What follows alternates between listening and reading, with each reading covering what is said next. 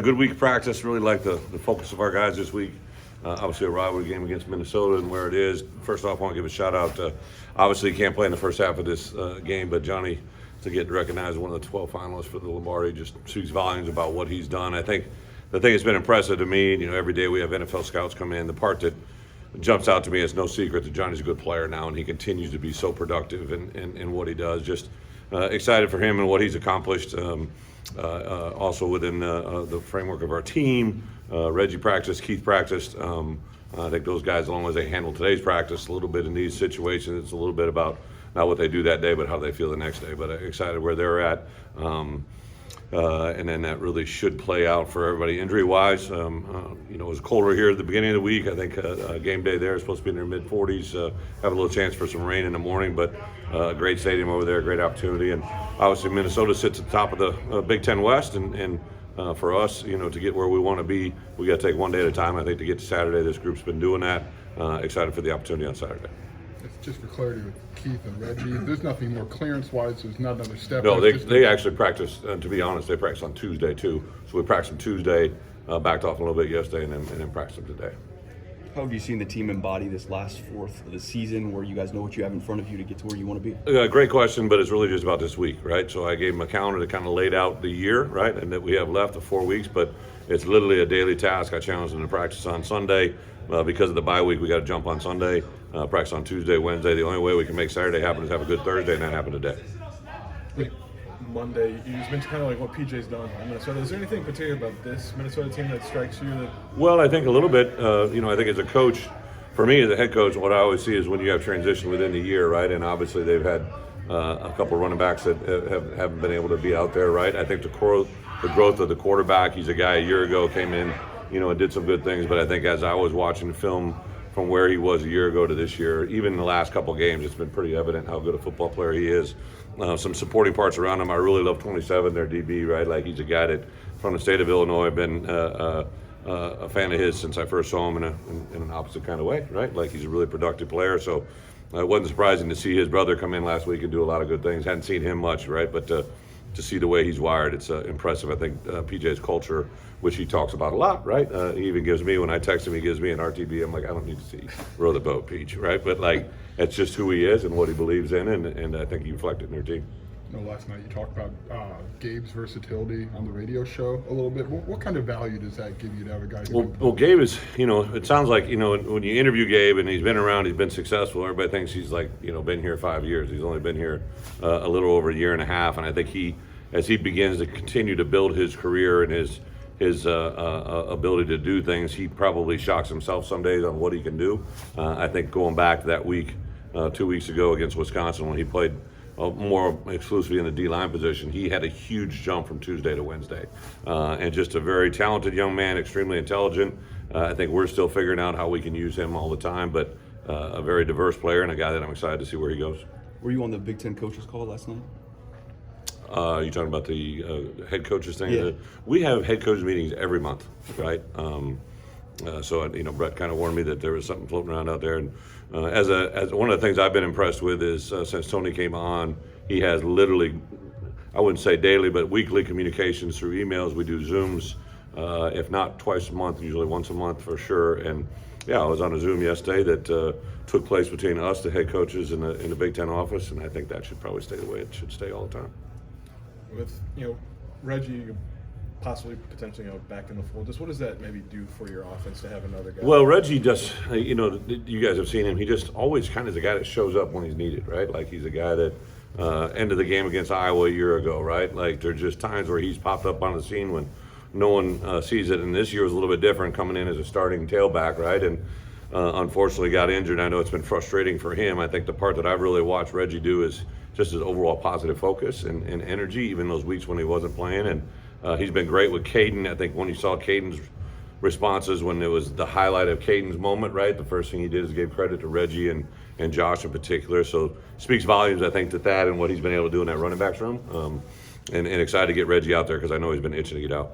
Coach, the schedule for 24 is going to come out. I know you got all sorts of other stuff going on. Is that something you look at like briefly and say, yeah, worry about that? Well, we kind of knew who we were playing, right? And, Right, and we of didn't course. know the exact order. And it's something that Roger, Denny, and I, and Mark, and Josh have been working on. Yeah, it's we got it the other day. It's you guys know who we're playing, right? There's a lot of travel on the front end, a lot of travel on the back end, which is unusual. We're the only team that has that.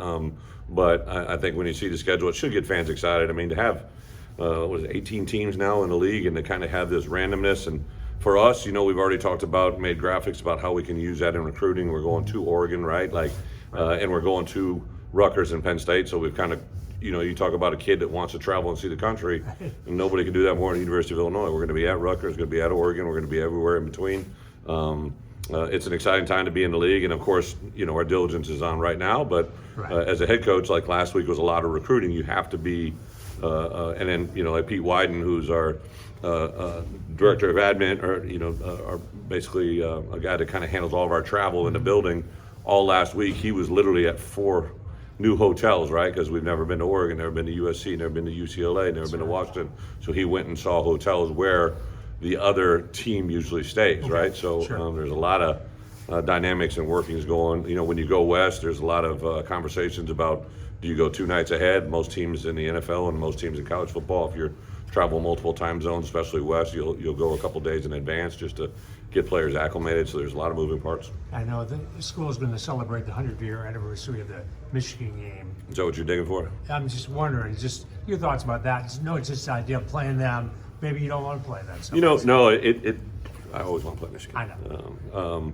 I think the part that's been awesome for me is to come here to the University of Illinois and to work for an athletic director who really, his passion for the University of Illinois is unprecedented. For you guys that know him, like he played here, got 2 degrees from here. He's been an AD, like it's in his blood, right? And literally, I can remember in our first conversations in my first 6 months on the job, talking about this year, the anniversary of the reunion of, or not the reunion, but the anniversary of 100 years to play Michigan, to what a special game that was in Illinois football history. He educated me, right? And I think when the possibility came to light of having that opportunity from everything that we can do to make an honoring of the legacy behind us, but also an honor of what could come in front of us, it's really a cool opportunity, and I'm very excited. I think not just for our football team to play Michigan here, right? It would be an awesome experience, but to have all that added on top of it, and we'll educate. I promise you, there's not a lot of guys on our roster that understand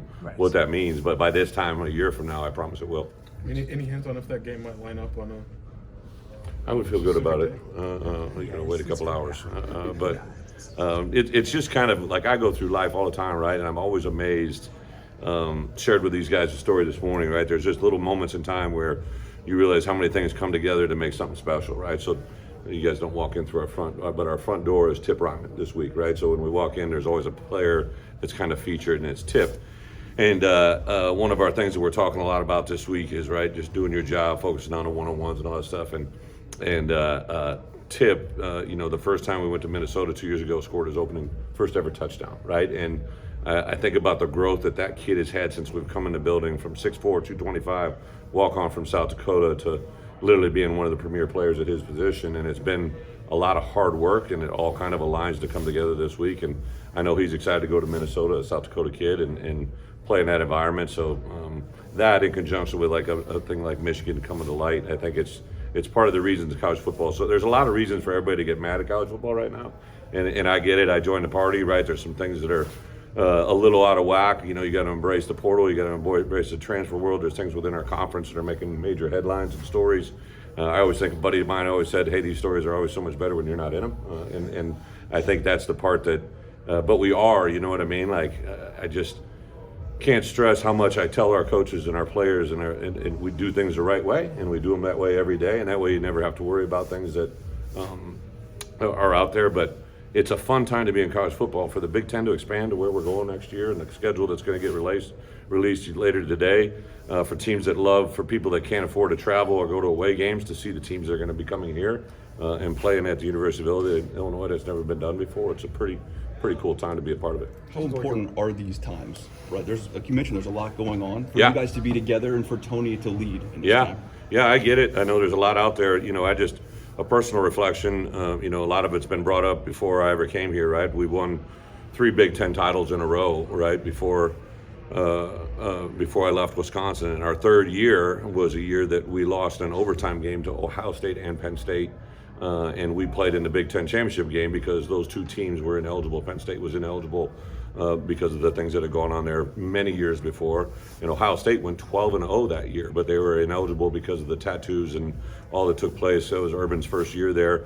And neither one of those teams could play in that Big Ten championship game, which gave us the opportunity, right? And you know, we beat Nebraska with 70 to whatever it was. And I think there's just a lot of just things in play now that you go back-to-back experiences and understand what's out in front of it. So yeah, it's I just kind of stay in my lane, do my job here at the University of Illinois, but it because of what's going on, it affects all of us, right? So you know, it's going to be an exciting time for us to play Minnesota on Saturday, but it's also just a really cool time in college football right now to see all that's going on. Do you feel like you have a voice? I mean, you're one of the elder statesmen in this conference.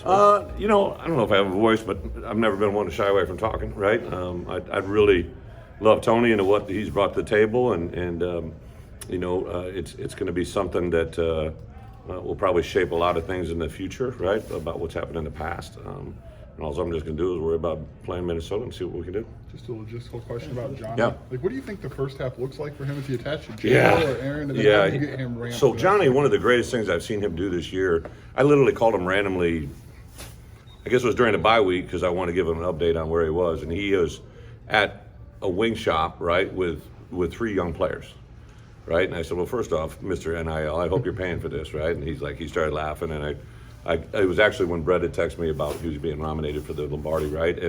And I thought, here's a guy that is on the cusp of, you know, being everything that he is in college football, has an NFL opportunity that very few people could ever achieve, right? And he's at BW3s with a bunch of young players, right? And that says what Johnny is, right? Like, you saw him react the way he did when he got thrown out of that game. Like, this guy has had, I don't know how many pressures, over 100 pressures. I don't know how many hits on a quarterback, sacks, and he had 1 late hit against Purdue, which we could, you know, probably talk about too as well. But this guy's been so diligent in his detail of how he plays. This snaps the streak of 30 straight starts. Like, you're a good player if you have 30 straight starts, and a lot of times it's because of injury, but this is because of obviously a play that he has to sit out for an entire half, you know, and that's the part that's a little bit frustrating. But I think whatever it is, whatever he's doing, which I know will be involved coaching the guys that are playing the position that he would normally be playing, he's going to do it 100%.